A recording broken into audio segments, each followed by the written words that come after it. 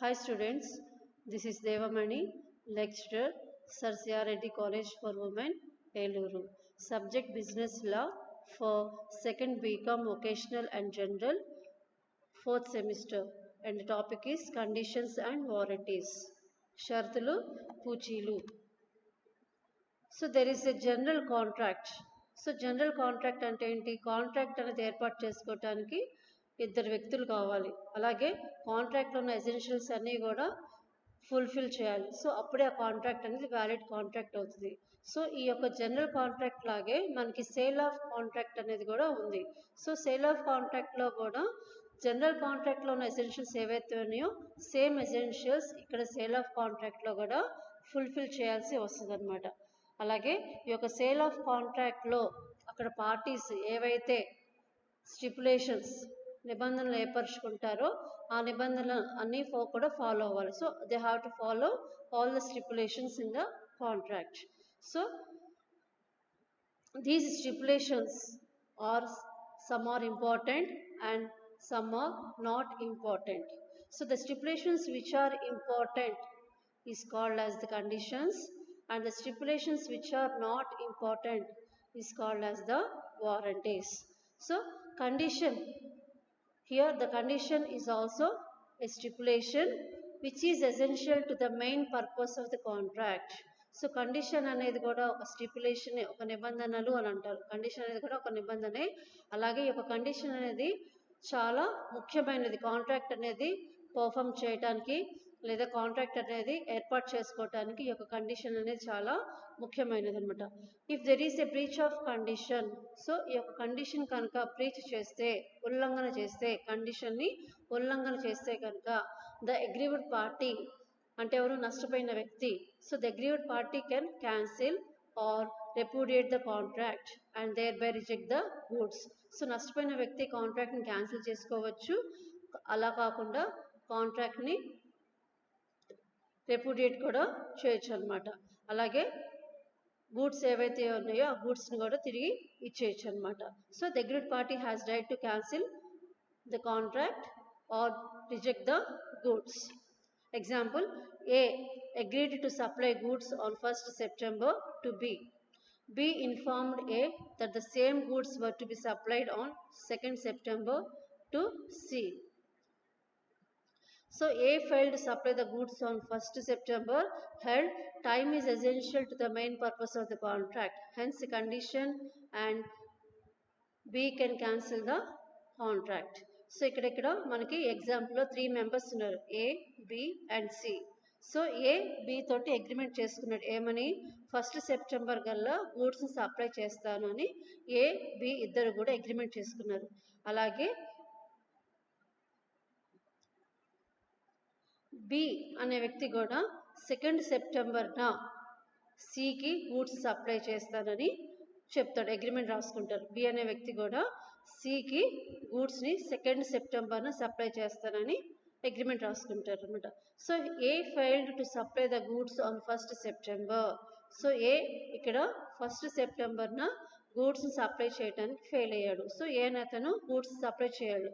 So ఇక్కడ time is essential అంటే ఇక్కడ టైం అనేది కండిషన్ పెట్టుకున్నారు, ఏమని? 1st సెప్టెంబర్ కల్లా సప్లై చేయాలనేది కండిషన్ పెట్టుకున్నారు అనమాట. So held time is essential for the main purpose of the contract, hence B can cancel the contract. So A అనే వ్యక్తి 1st సెప్టెంబర్ కల్లా గూడ్స్ని సప్లై చేయలేదు కాబట్టి సో బి అనే వ్యక్తి ఏం చేస్తాడు? కాంట్రాక్ట్ని క్యాన్సిల్ చేసుకోవచ్చు. సో ఏ అనే వ్యక్తి కండిషన్ని ఫుల్ఫిల్ చేయలేదు, బి యొక్క కండిషన్ని ఫుల్ఫిల్ చేయలేదు కాబట్టి సో బి అనే వ్యక్తి తన యొక్క కాంట్రాక్ట్ని క్యాన్సిల్ చేసుకోవచ్చు. Next warranty. సో కండిషన్ అనేది which is main purpose, which is essential to the contract అని చెప్పుకున్నాం. సో ఈ యొక్క కండిషన్ లేకపోతే కాంట్రాక్ట్ అనేది పర్ఫామ్ చేయడానికి కష్టం. అలాగే warranty, it is also a stipulation, ఇది కూడా నిబంధనలే కానీ it is collateral to the main purpose of the contract. So ఇది కూడా కాంట్రాక్ట్కి అనుబంధంగానే ఉంటుంది. కాంట్రాక్ట్కి కోలేటరల్ అంటే కాంట్రాక్ట్కి అనుబంధంగానే ఉంటుంది అనమాట. So warranty is stipulation which is collateral to the main purpose of the contract. So if the case of breach of warranty, so ఇక్కడ కాంట్రాక్ట్లో వారంటీ కనుక బ్రీచ్ చేస్తే కనుక so the aggrieved party can claim damages and cannot cancel the contract. So ఇక్కడ ఏంటి, contract breach చేస్తే అంటే వారంటీని breach చేస్తే కనుక కాంట్రాక్ట్ని క్యాన్సిల్ చేసుకోరు, కానీ డ్యామేజెస్ని క్లెయిమ్ చేస్తారు. సో కండిషన్స్లో ఏంటి, కాంట్రాక్ట్ని క్యాన్సిల్ చేస్తారు, అలాగే గూడ్స్ని రిజెక్ట్ చేస్తారు, కానీ వారంటీలో కాంట్రాక్ట్ని క్యాన్సిల్ చేసుకోరు, ఓన్లీ డ్యామేజెస్ మట్టుకే క్లెయిమ్ చేస్తారు. సో కండిషన్ అనేది ఏంటి అంటే కాంట్రాక్ట్కి ముఖ్యమైనది, సో ముఖ్యమైనది అని చెప్పుకుంటాం. సో ఈ కండిషన్ లేకపోతే కాంట్రాక్ట్ అనేది పర్ఫామ్ చేయడానికి కుదరదు. కానీ వారంటీ అనేది కూడా ఒక స్టిపులేషన్, నిబంధనే, కానీ ఇది కూడా కాంట్రాక్ట్కి అనుషంగికంగా అంటే కోలెటరల్ అంటే కాంట్రాక్ట్తో పాటు ఇది కూడా ఉంటుంది, వారంటీ అనేది కూడా ఉంటుంది అనమాట. Example, a seller contracted to supply basmati rice to a buyer within a month. So A is a seller, he makes a contract with the buyer to supply the basmati rice. So ఇక్కడ A అనే వ్యక్తి buyer తోటి agreement రాసుకుంటారు, basmati rice supply విషయంలో agreement రాసుకుంటారు. So the seller could not supply the rice with in 1 month. So ఇక్కడ 1 month లోపు రైస్ని సప్లై చేయలేదు. సో ఇక్కడ ఏ అనే వ్యక్తి వారంటీని బ్రీచ్ చేశాడు. So it amounted to breach of warranty and buyer can claim only the damages. So A అనే వ్యక్తి రైస్ని సప్లై చేయలేదు, సో సప్లై చేయలేదు కాబట్టి వారంటీని బ్రీచ్ చేశాడు, కానీ ఇక్కడ కాంట్రాక్ట్ని క్యాన్సిల్ చేయరు, ఏం చేస్తారు, ఓన్లీ డ్యామేజెస్ మట్టుకే క్లెయిమ్ చేస్తారు. Difference between the conditions and warranties. Condition is a stipulation to the main purpose of the contract. So condition అనేది కాంట్రాక్ట్ చాలా ముఖ్యమైనది, అలాగే ఈ యొక్క కండిషన్ అనేది ఫుల్ఫిల్ చేయకపోతే కాంట్రాక్ట్ కూడా పర్ఫామ్ చేయలేదు. అలాగే కాంట్రాక్ట్ ఏర్పాటుకి ఇది ప్రధానమైన అంశం అని కూడా చెప్తారు.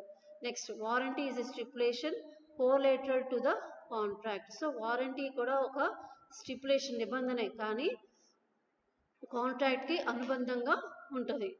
Consequences of breach of condition can repudiate the contract. So condition breach చేస్తే కాంట్రాక్ట్ని క్యాన్సిల్ చేసుకోవచ్చు. So next, breach of warranty does not repudiate the contract. At the most, claim for the damages can be made. So warranty breach చేస్తే ఇక్కడ కాంట్రాక్ట్ని cancel చేయరు, కానీ damages మటుకే claim చేస్తారు. Next, third one, scope. Condition is a wider term and warranty is a smaller term. Next, interchangeability. A buyer can opt to treat a condition as a warranty and have a recourse to a smaller remedy of claiming the compensation only. So ఇక్కడ ఏంటంటే కండిషన్ని warranty కింద treat చేసుకుని so రెమెడీని claim చేయొచ్చు ఇక్కడ. So ఇక్కడ ఏంటంటే condition ఏదైతే ఉందో కండిషన్ని వారంటీ కింద కన్సిడర్ చేసుకుని ఇక్కడ రెమెడీ అనేది క్లెయిమ్ చేసుకోవచ్చు, కానీ వారంటీని cannot be treated as a condition. ఎప్పుడు కూడా వారంటీని కండిషన్ కింద ట్రీట్ చేయకూడదు. Next, we have implied conditions and implied warranties.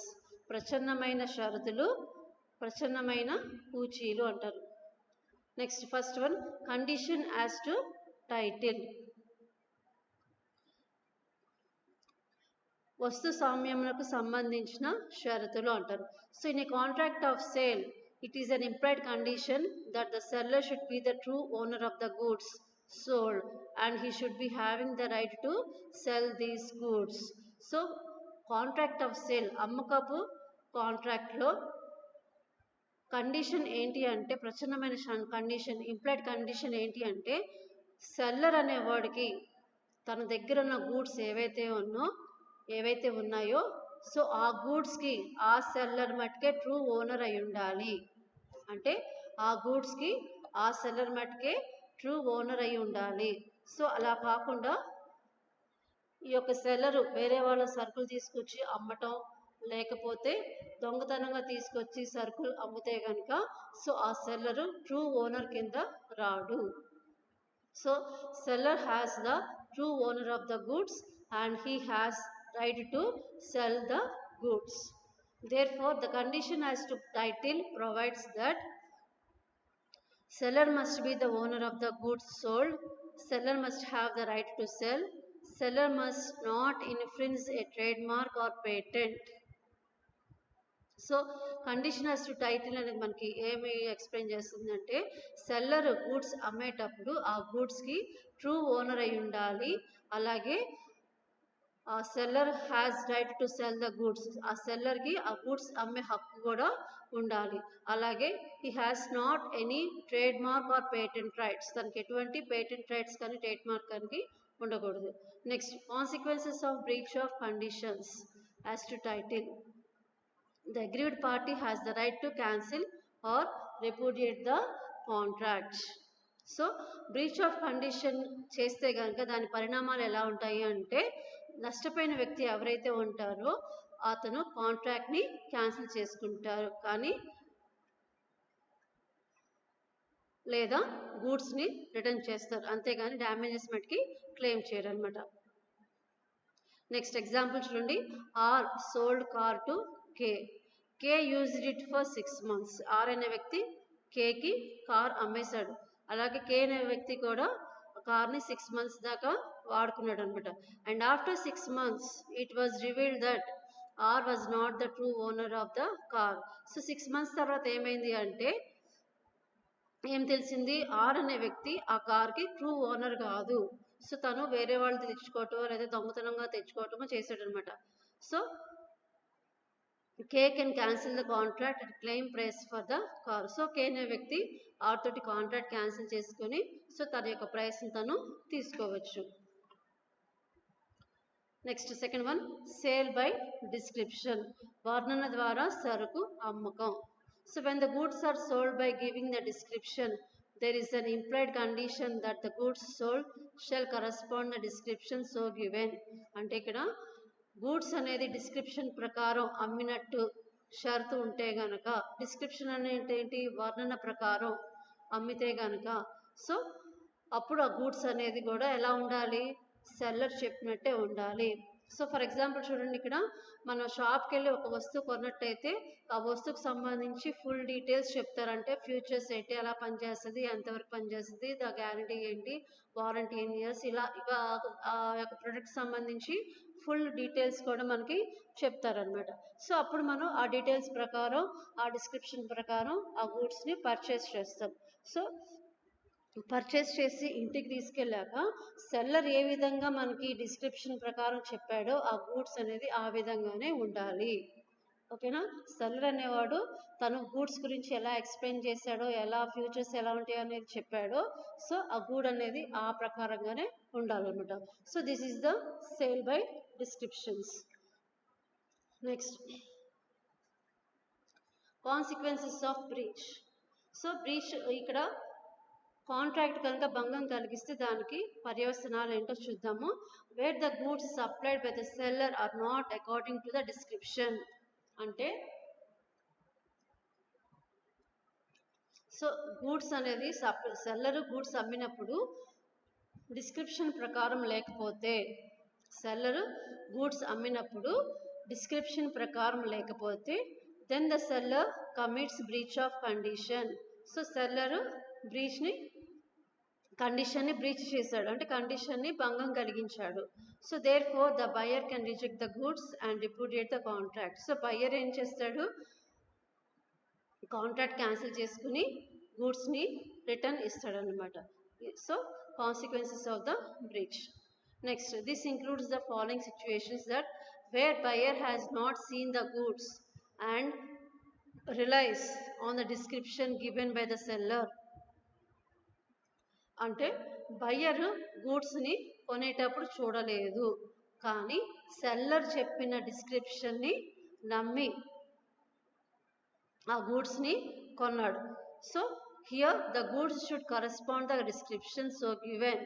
So seller ఏ విధంగా చెప్పాడో డిస్క్రిప్షన్, సో గూడ్స్ కూడా ఆ డిస్క్రిప్షన్ ప్రకారమే ఉండాలన్నమాట. It shall amount breach of condition and the buyer can repudiate the contract. So ఇక్కడ గూడ్స్ అనేది సెల్లర్ డిస్క్రిప్షన్ ప్రకారం లేకపోతే బయర్కి ఏం రైట్ ఉంటుంది, కాంట్రాక్ట్ క్యాన్సిల్ చేసుకుని సో గూడ్స్ని రిటర్న్ చేసేయచ్చు అనమాట. అంటే ఇక్కడ ఏంటి అంటే సెల్లర్ ఏదైతే డిస్క్రిప్షన్ ప్రకారం గూడ్స్ అమ్మాడో బయ్యర్ ఆ గూడ్స్ చూడకపోయినా సో సెల్లర్ యొక్క చెప్పిన మాటలు నమ్మి గూడ్స్ తెచ్చుకుంటే సో ఆ గూడ్స్ ఆ విధంగా ఉంటే okay. So if the goods are not according to the description అంటే సెల్లర్ చెప్పిన డిస్క్రిప్షన్ ప్రకారం గూడ్స్ కనుక లేకపోతే కనుక so seller breach of condition చేసినట్టు, అలాగే బయ్యర్ కాంట్రాక్ట్ క్యాన్సిల్ చేసుకోవచ్చు, గూడ్స్ని రిటర్న్ చేసుకోవచ్చు. Example, the buyer ordered rice of quality X. Seller gave the description and sent the goods. Rice received by buyer was quality of Y. The buyer can cancel the contract. So ఇక్కడ buyer అనే అతను quality X rice order చేశాడు, కానీ seller అనే అతను ఏం ఇచ్చాడు, quality why quality ఉన్న రైస్ని ఇచ్చాడు. సో ఇక్కడ సెల్లర్ అనేవాడు బ్రీచ్ ఆఫ్ కండిషన్ చేశాడు కాబట్టి సో బయ్యర్ అనే అతనికి కాంట్రాక్ట్ని క్యాన్సిల్ చేసుకోవచ్చు.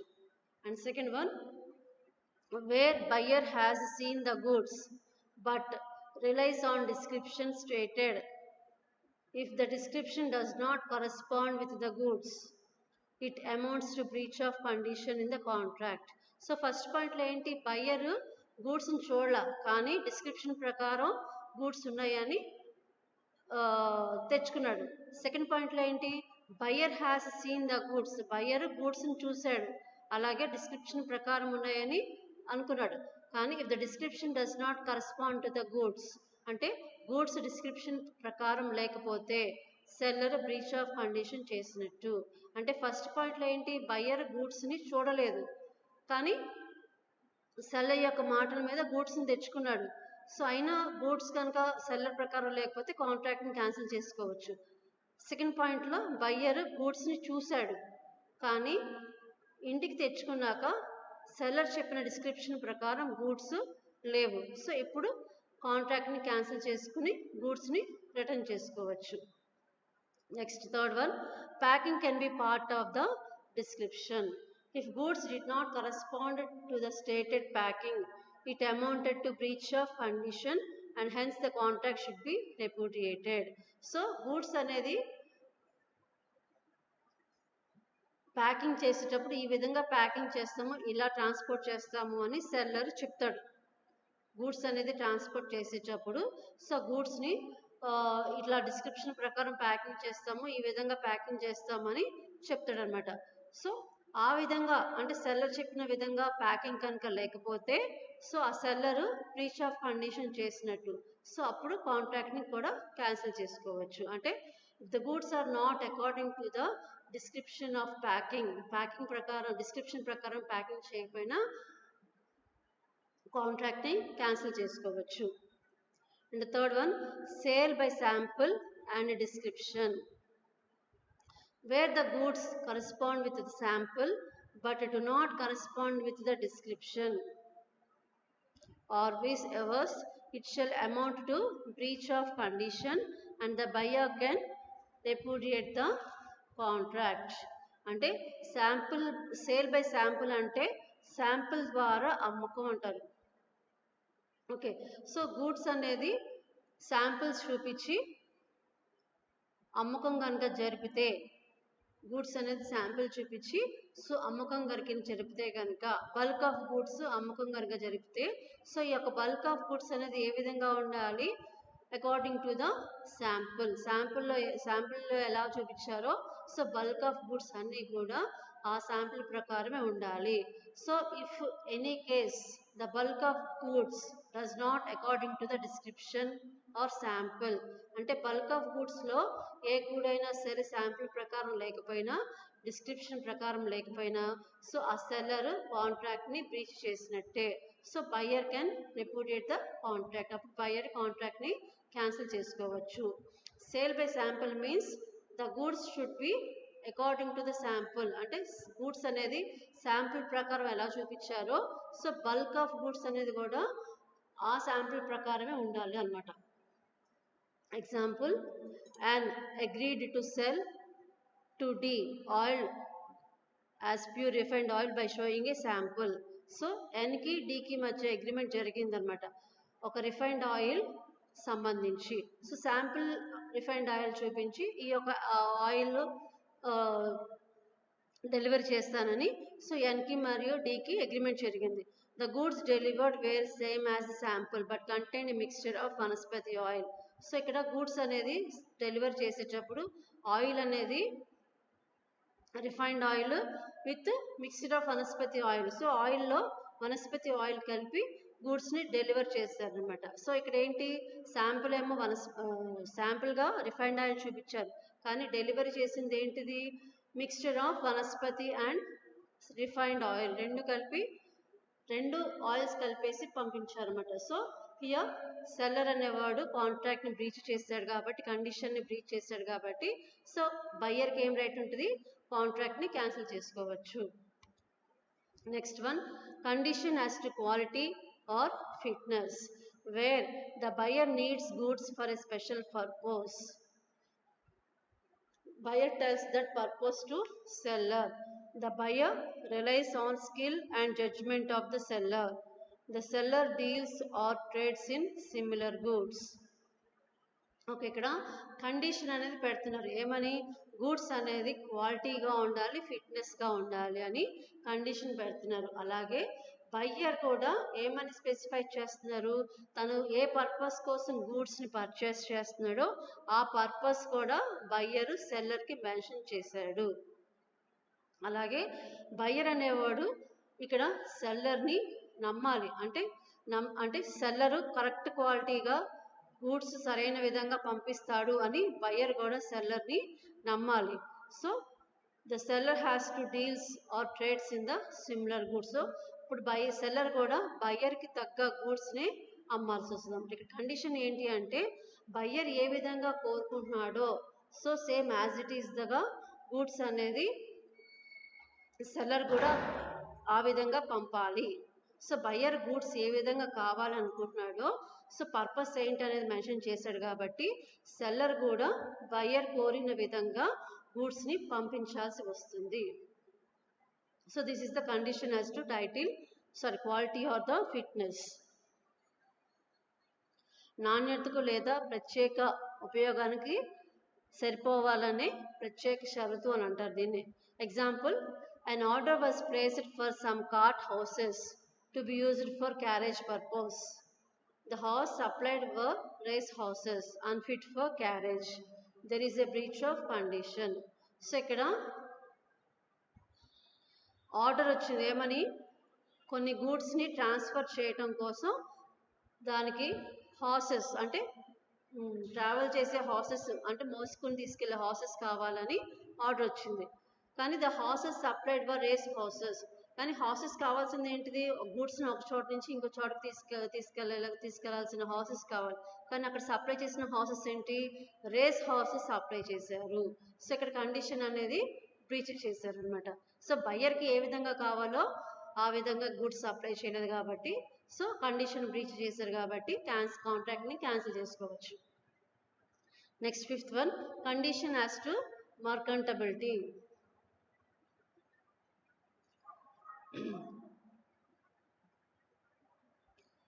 విక్రమార్తకు సంబంధించిన ప్రచ్ఛన్నమైన షరతు అంటారు. The goods should be merchantable, that is the goods should be fit to use or wholesome or fit for consumption purpose. Mercantability means the goods should be fit for the consumption.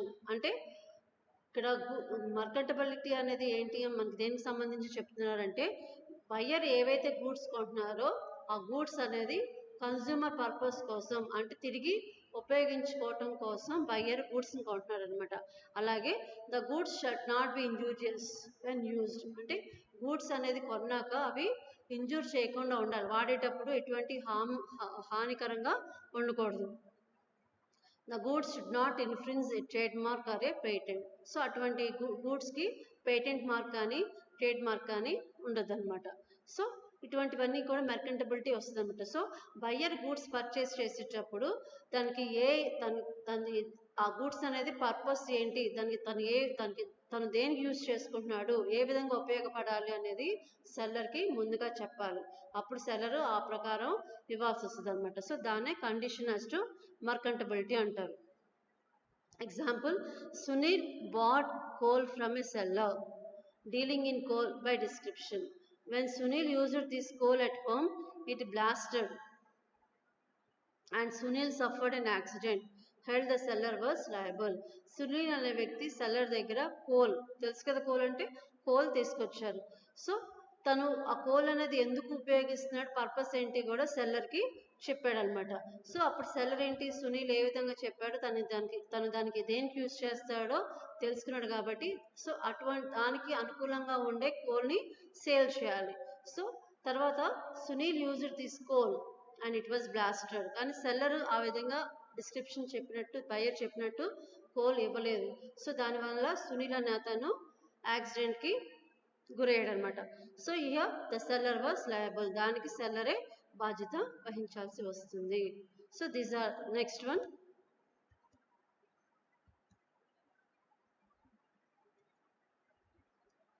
Sale by sample.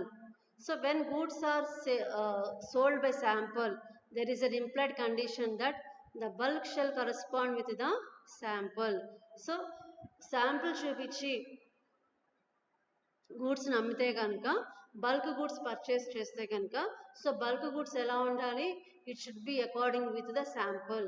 And second one, the buyer shall have reasonable opportunity to compare bulk with the sample. So బయర్కి ఉన్న అవకాశం ఏంటి, తను ఏదైతే బల్క్గా తీసుకున్న goods ఏవైతే ఉన్నాయో అవి చెక్ చేసుకోవటానికి అవకాశం ఉంది. అంటే బల్క్గా తను ఏదైతే గూడ్స్ పర్చేస్ చేశాడో ర్యాండమ్గా ఒకటి సెలెక్ట్ చేసుకుని ఆ గూడ్ అనేది శాంపుల్ ప్రకారం ఉందా లేదా చెక్ చేసుకోవచ్చు. And the goods shall be free from any defect. So goods అనేది ఎటువంటి డిఫెక్ట్స్ అంటే ఏంటి, కొన్ని గూడ్స్ పాడైపోవటం కానీ, చినిగిపోవటం కానీ, అట్లాంటివన్నీ ఎటువంటి డిఫెక్ట్స్ అనేది ఉండకూడదు అనమాట. సో శాంపుల్ ప్రకారం ఏదైతే చెప్పారో the goods should be according to the sample. Next seventh one, condition implied by custom, usage are trade. An implied condition as to quality or fitness for a particular purpose may be annexed by the custom or may be implied from the usage of the. Here the buyer అనే అతను goods purchase చేసేటప్పుడు తను ఏ నిమిత్తం అయితే purchase చేశాడో ఆ గూడ్స్ని తను ఆ విధంగానే ఉపయోగించడం జరుగుతుంది అనమాట. సో ఇక్కడ గూడ్స్ని కన్జ్యూమ్ చేసేటప్పుడు తను ఏ నిమిత్తం అయితే, తను ఏ పర్పస్ కోసం అయితే గూడ్స్ని పర్చేస్ చేశాడో ఆ పర్పస్ కోసమే దాన్ని యూటిలైజ్ చేయాల్సి వస్తుంది అనమాట. సో ఆ విధంగా సెల్లర్ గూడ్స్ని అమ్మాల్సి వస్తుంది.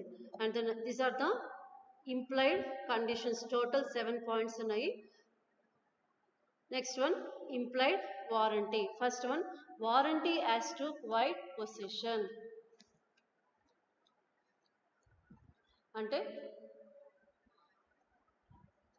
in a contract of sale there is an implied warranty that the buyer shall enjoy the quiet possession of the goods.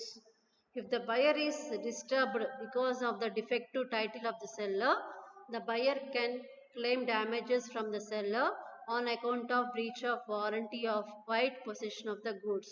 So మీకు ఆల్రెడీ చెప్పాను, కండిషన్లో బ్రీచ్ చేస్తే కనుక కాంట్రాక్ట్ని క్యాన్సిల్ చేసి గూడ్స్ని రిజెక్ట్ చేస్తారు.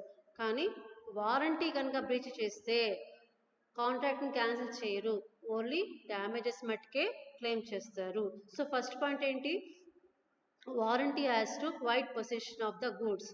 అంటే ఇక్కడ వారంటీ అనేది ఏంటిది ఏమని చెప్తున్నారు, బయ్యర్ తన గూడ్స్ కొన్నప్పుడు ఆ గూడ్కి సంబంధించి అర్హత లేదా ఆ గూడ్కి సంబంధించి తనకి ఆ గూడ్స్ అనేది హక్కు, గూడ్స్ మీద హక్కు తనకే ఉండాలి.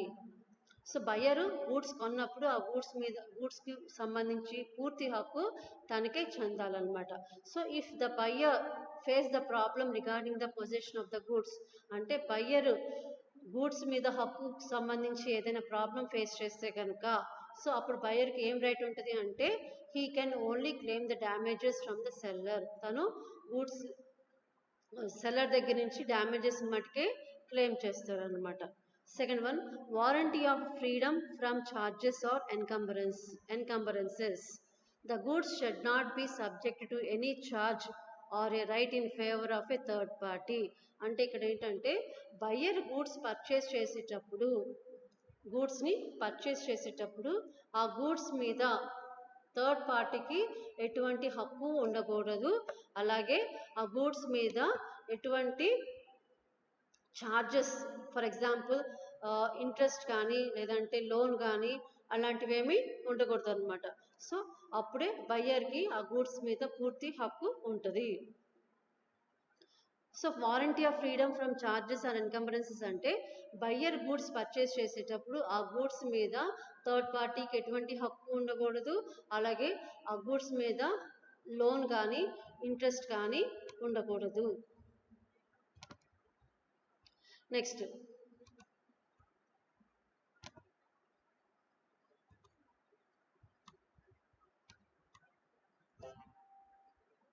For example, A sold a property to B on which he used to pay a charge fee to a third party. This fact was not brought to the notice of the buyer. Held, the buyer, if pays charge to the third party, can claim from the seller.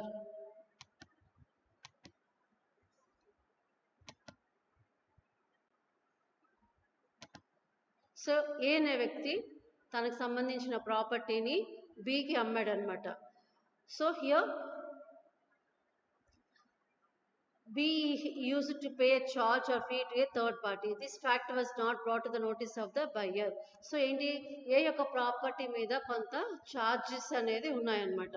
So ఏదైతే ఆ ప్రాపర్టీని sold చేశాడో ఆ property మీద కొంత charges అనేది ఉన్నాయన్నమాట. So కానీ ఏ అనే వ్యక్తి చెప్పకుండా బికి ఆ ప్రాపర్టీని అమ్మేశాడు. తర్వాత బి ఈ యొక్క ఫ్యాక్ట్ని తెలుసుకున్నాడు, ఈ యొక్క విషయాన్ని తెలుసుకున్నాడు అనమాట. So here the buyer if pays charges to the third party can claim damages from the seller. అంటే బి అనే వ్యక్తి ఆ ప్రాపర్టీ మీద ఉన్న ఛార్జెస్ కానీ ఇంట్రెస్ట్ కానీ పే చేస్తే కనుక దానికి సంబంధించిన అమౌంట్ ఎవరి దగ్గర నుంచి క్లెయిమ్ చేయొచ్చు, సెల్లర్ దగ్గర నుంచి క్లెయిమ్ చేయొచ్చు. Third one, warranty as to quality or fitness by usage of the trade. By the custom of trade, an implied warranty as to quality of product can be annexed.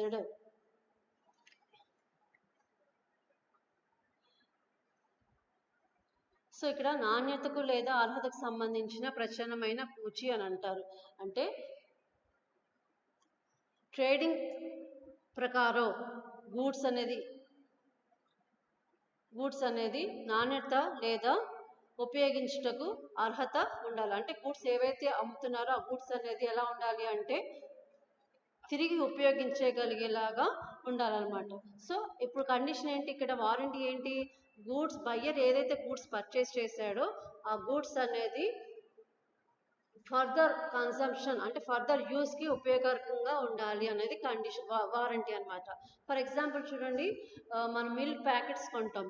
Milk packets కొన్నప్పుడు so milk packets will be consumed, అంటే ఆ milk packets మనం use చేసుకుంటాం అనమాట. So seller milk packets అమ్మేటప్పుడు అవి పాలుగానే ఉండాలి, అలా కాకుండా ఇరిగిపోయిన పాలు కానీ లేదా చెడిపోయిన పాలు కానీ అమ్మితే కనుక సో బయ్యర్ కొన్నాక ఆ పాలని ఉపయోగించుకోలేడు అనమాట. సో వారంటీ ప్రకారం సెల్లర్ ఇచ్చిన వారంటీ ప్రకారం ఆ ప్రొడక్ట్ అనేది లేదనమాట.